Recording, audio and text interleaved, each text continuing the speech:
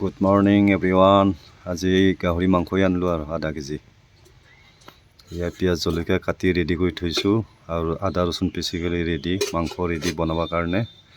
এই তেল ৰেডি কৰি থৈ দিছো বনাবৰ কাৰণে এটা বনাম আৰু শুৰু কৰোঁ। এই তেল গৰম হল পিয়াজ জলকীয়াতে আগতে ভাজি লৈছো মই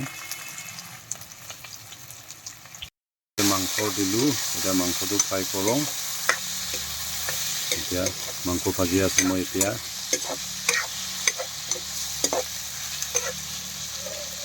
মাংসটো পুৰা ড্ৰাই ফ্ৰাই কৰি ল'ম তাৰপিছতে কুচু দিম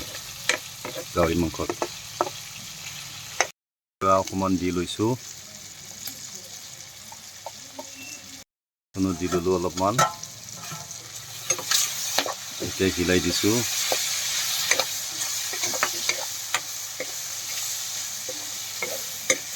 অলপমান দি ল'লোঁ মিট মছলা আৰু ধনিয়া গুড়া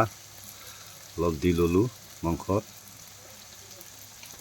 অকণমান হিলাই দিলোঁ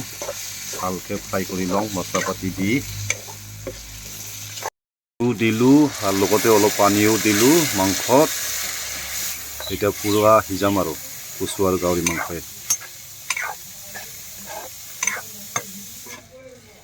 এতিয়া মই গাহৰি আৰু কচুৱে বনাই আছোঁ এই গাহৰি কচু হৈছে মোৰ প্ৰায় একদম গ্ৰেভি বনাম পানী শুকাই গ'ল পুৰা গ্ৰেভি আজি বঢ়িয়াকৈ বনাইছোঁ দেই গাহৰি মাংস খাই কিন্তু বহুত টেষ্ট লাগিব কচুৰ লগত বহুত ভাল লাগে কচুৰ লগত খাবা একদম গাঁৱৰে অনা গাহৰি